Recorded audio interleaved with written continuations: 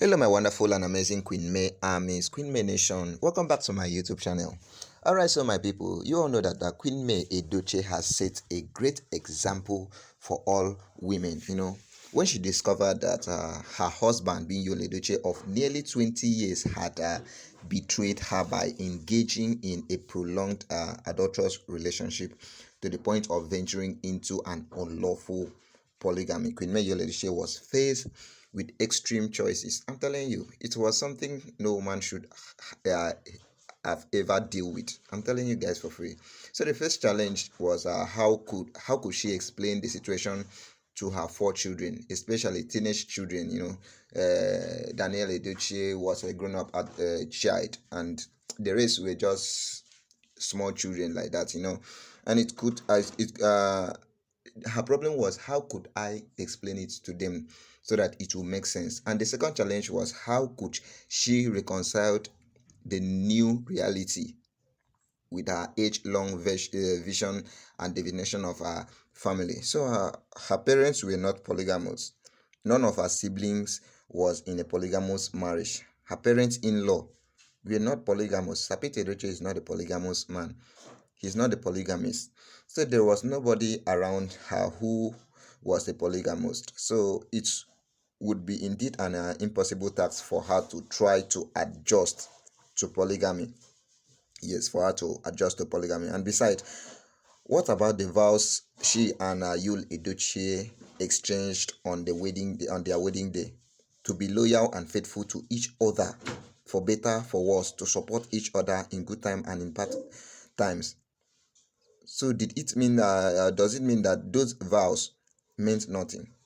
Does it mean that those vows mean nothing? And if this vow could be easily broken, what else would be worth preserving in that particular marriage? Nothing. So the choice were extreme. I'm telling you guys, the choice were extreme. To try to live an impossible life of polygamy, or to end the 20 years old marriage was. These were the question popping out on your Queen May Edochie's head. It wasn't an easy choice for her. I'm telling you guys for free. It wasn't an easy choice for her. Indeed, based on my personal assessment of the situation, so it was probably the most difficult choice she have ever had to face. I'm telling you guys. So she found herself in the horn of a dilemma. God, in whichever direction she moved. Intoxic. It was like standing between the devil and the deep blue sea. It required tremendous courage for you to cross. So it's still without. It still don't. I still don't know how she managed to pull through without undergoing a complete mental breakdown. This woman is a very strong woman. I'm telling you guys for free. This woman is a very strong woman. So while she was dealing with this crisis, the unexpected happened. The unexpected happened. Kambelechuku. A total darkness and an immeasurable void descended on her when she lost her first son in the most bizarre circumstances ever. I'm telling you guys. So every woman knows this. When you lose your husband, whether by death or any other means, your first son becomes your closest male confidence. I know this from some experience. There are people who I see that when they lost their husband, there are women whom I have seen when they lost their husband, their first son become their best friend. They have to train them to become the head of the family. So the key goal of a mother who loses her husband is to raise her eldest son to become the interim male leader of the family. So if a woman loses her eldest son soon after losing her husband, it must be a double tragedy capable of crushing such a woman's body and soul. I'm telling you. So that was the fate of Queen May Edochie. She was faced with these extreme odds. Queen May Edochie made up her mind to reject polygamy. She undertook the implications. Yes, she undertook the implications. She understood that uh, in a male dominated and culturally backward society, many would want to suffer and endure the pain of polygamy, but she just lost her son and she was prepared to lose the support of any polygamous, polygamy-minded person. She made the decision. For months, I was privately praying that God would give Queen May Edochie the strength to decide wisely. So when I became aware of her decision, I couldn't help myself. I'm telling you guys for free. Anyways, I'm going to still show you what Queen May Edochie's legal team says about the very precise legal decision made by Queen May Edochie that turned out to be the example every woman must follow and face with these circumstances. So without wasting much of their time, before I continue in this particular gist, let me welcome you guys. Welcome back to my channel. This is Queen May Nation Niger. Here we offer you mostly the Edochie's family gist. Alright, so if this happened to be your first time of coming to this channel, my love, you know you are always welcome. Please do want to click on the subscribe button, turn on your notification bell so that you won't miss my next interesting gist when next we drop is on this platform. Alright, my people, like I promised you earlier, I'm going to show you, I'm going to also further explain to you the very precise legal decision made by me that turned out to be the example every woman must follow when faced with this kind of circumstances. Alright, so this is what Queen May Edochie's lawyer said. He said, "Be careful, forgiving your husband's adultery may turn out to be your biggest mistake." That is the subheading.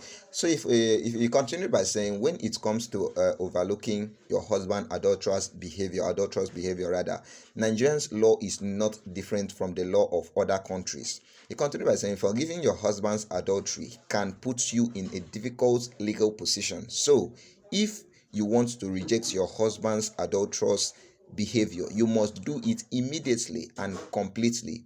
If you overlook it or play over it, it will come back to haunt you. It is called condonation in family law." He further said that let's try the definition of a condonation so you can understand the failure or to completely reject adulterous behavior that may turn out to be your biggest mistake. If further say, condonation is defined as the forgiveness of marital offenses. Condonation is actually a defense, is actually to defend your husband and can assert if you sue him for adultery. The defense will be that after you became aware of the adultery, you forgave him or you overlooked it. So the definition of a condonation is the act of forgiving, excusing, or overlooking a wrongdoing. In divorce proceedings, condonation can be used as a defense wherein the respondent states that the petitioner had already condoned the act that constitutes the ground for divorce. So he further said, now let's get the tricky part in our understanding of condonation. Condonation does not occur only when you utter the phrase, "I forgive you for committing adultery with Judy Austin." Instead, condonation occurs by conduct.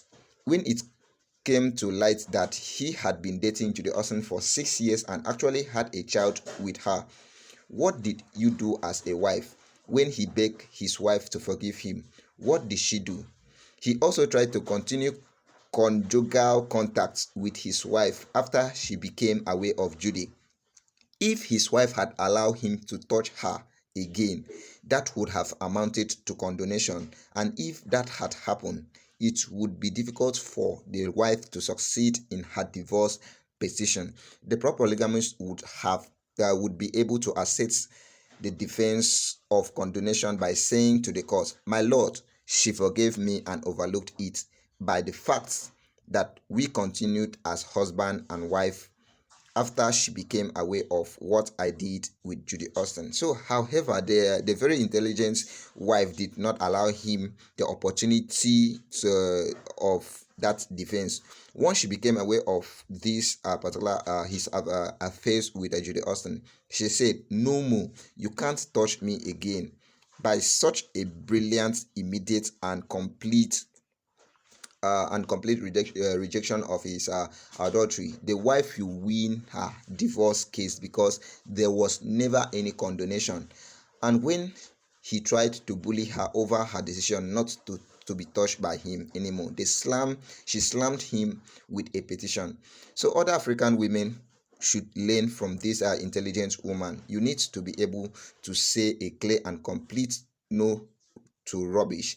If you keep tolerating nonsense, you will find yourself in a pile of nonsense. Now, you can use your tongue to count your teeth. This is what this man says about Queen May Edochie. And we have always known Queen May Edochie to be a very intelligent woman. This woman is the wisest woman I have ever seen in a long time. So, my people, what do you have to say concerning this that Queen May Edochie's legal team said about condonation and everything? What do you have to say? Do want to drop your own comments on the comment section. Don't forget to like, share, and subscribe to my channel. Turn on your notification bell so that you won't miss my next interesting gist concerning the Edochie family. All right, thank you for watching this video to the very end. I really appreciate you all. See you guys in my next video.